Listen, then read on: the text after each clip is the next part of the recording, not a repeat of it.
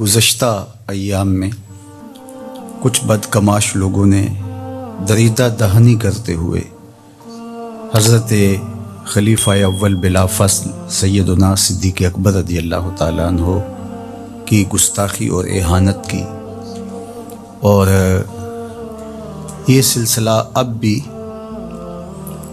جاری ہے۔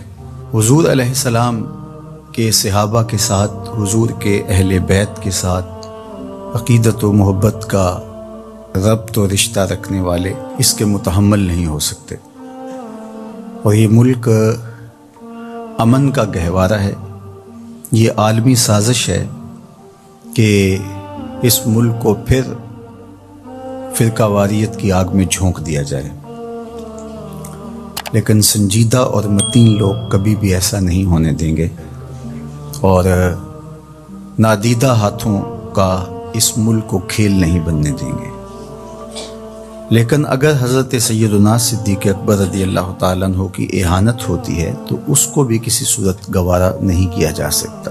حضور کا پیار ان کے رگ و ریشہ میں یوں محو نفوذ تھا کہ جب وہ شام کے سفر سے واپس آتے ہیں تو انہیں کسی نے بتایا کہ تمہارے ساتھ جن کا دوستی کا تعلق ہے وہ نبوت کے مدعی ہیں۔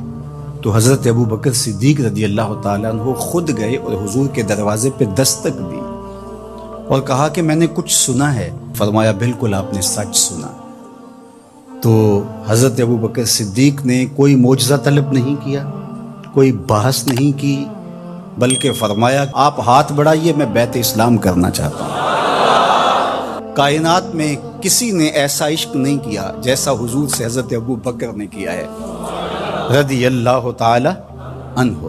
کائنات میں حسن کی داستانیں آپ نے سنی ہوں گی، محبت کی کہانیاں آپ نے سنی ہوں گی، لیکن سیدنا صدیق اکبر رضی اللہ تعالی عنہ کا عشق یہ کسی سے مخفی نہیں ہے۔ 5000 فٹ کی بلندی پر ہے غار ثور، اور آقا کریم علیہ السلام کو کندھوں پہ اٹھا کے سیدنا صدیق اکبر رضی اللہ تعالی عنہ غار ثور کے اوپر جا رہے ہیں، اور شوق فراواں کا عالم یہ ہے کہ قدم بھی خوشی سے پورا نہیں لگتا۔ اللہ اکبر۔ پباں پار قدم نہیں لاندا، پباں پار قدم نہیں لاندا، سور پہاڑ تے چڑھیا جاندا، او پیا جاندا یار نبی دا، یار بھی یارے غار نبی دا۔ رنگ دیکھو جمال دیکھو کہ مال بھی راہ خدا میں وار دیا، گھر کے اندر ایک پائی بھی نہیں رکھی۔ اللہ اکبر۔ وطن بھی چھوڑ دیا۔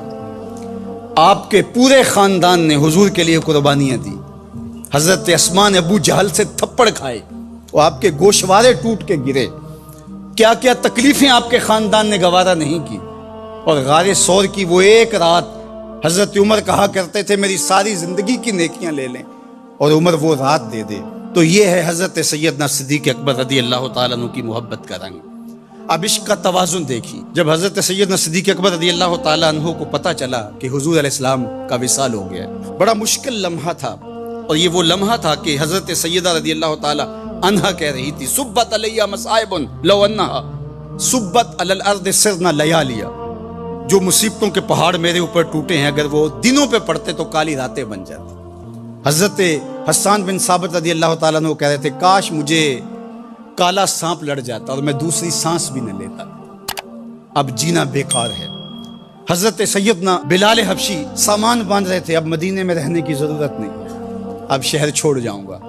اور حضرت سیدنا عمر رضی اللہ تعالیٰ عنہ تلوار نیام سے باہر کھینچی اور آپ نے لہرانی شروع کر دی، کہا میں کاٹ کے رکھ دوں گا جس نے کہا حضور کا وصال ہو گیا۔ چند لمحے سکتے میں حضور گئے، پھر اپنی حالت میں پلٹ آئے۔ دوسری جانب جو منافقین تھے انہوں نے کہا واہ واہ حضور کے دم سے بہاریں تھیں، اب کس نے پڑھنی ہے نماز۔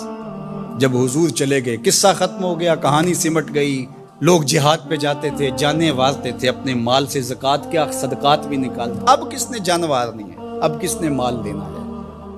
اب یہ بول رہے تھے، اور حضرت عمر کہہ رہے تھے میں تلوار سے گردن کاٹ دوں گا اگر کسی نے کہا حضور کا وصال ہو گیا۔ تو صدیق اکبر رضی اللہ تعالیٰ عنہ جن کی رگ رگ میں حضور کا پیار تھا، ان کی ہڈیوں میں گودا نہیں تھا، عشق رسول بھرا ہوا تھا، تو ان کی کیفیت کیا ہونی چاہیے تھی، اور یہی تو عشق کا امتحان تھا۔ یہی تو توازن عشق اور عقل کا تھا جس سے جوہر نکل کے آتا ہے۔ تو حضرت سیدنا ابو بکر صدیق رضی اللہ تعالیٰ عنہ ایک اونچی جگہ پہ کھڑے ہوئے اور حضور علیہ السلام کی وفات کی خبر دی، اور پھر قرآن مجید کی اس آیت کو پڑھا، وما محمد الا رسول قد خلت من قبلہ الرسل افإن مات او قتل انقلبتم علی اعقابکم۔ اللہ اکبر۔ صحابہ فرماتے ہیں ہمیں لگا کہ یہ آیت نازل اس موقع کے لیے ہوئی تھی۔ یہ آیت پڑھنے کے بعد کہا الا من کان یعبد محمدا صلی اللہ علیہ وآلہ وسلم فإن محمدا قد مات۔ مجھے بتاؤ تم حضور کی عبادت کرتے تھے؟ اگر حضور کی پوجا کیا کرتے تھے، حضور کی عبادت کیا کرتے تھے، تو وہ تو اپنا کام پورا کر کے اللہ کے حضور جا چکے، اور اگر تم اللہ کی عبادت کرتے تھے وہ کل بھی زندہ تھا، وہ آج بھی زندہ ہے، اسے موت نہیں ہے۔ فرمایا جس مشن کے لیے رسول کریم نے اپنی زندگی لگا دی اور سب کچھ دے دی، حتیٰ کہ جان بھی اللہ کے سپرد کر دی، کیا حضور کے چلے جانے کے بعد تم اس مشن کو چھوڑ دو گے؟ تو لوگوں کے اندر ہمت پیدا ہوئی، کہا کیوں چھوڑیں گے؟ تو کہا پھر اٹھو اور حضور کے دین کا جھنڈا پکڑ لو۔ اب منافقین کی ساری کھیل بگڑ گئی، ان کا خیال یہ تھا کہ یہ موقع ہے، اس نازک موقع پر حضرت سیدنا صدیق اکبر رضی اللہ تعالیٰ عنہ کا بھی کلیجہ پھٹ رہا تھا، لیکن انہوں نے جو مشکل وقت میں جو فیصلہ کیا وہ امت کے کھڑا ہونے کا ضامن بن گیا۔ میں کہتا ہوں اگر یہ موقع حضرت سیدنا صدیق اکبر جو ہے وہ نہ سنبھالتے تو بتاؤ آج امت کے چہرے پہ رنگ موجود ہوتا؟ تو یہ سیدنا صدیق اکبر رضی اللہ تعالی عنہ کے عشق کا توازن تھا، اور مشکل فیصلے، یہ سیدنا صدیق اکبر کا وہ رنگ تھا جو آپ کو یہاں دکھائی دے۔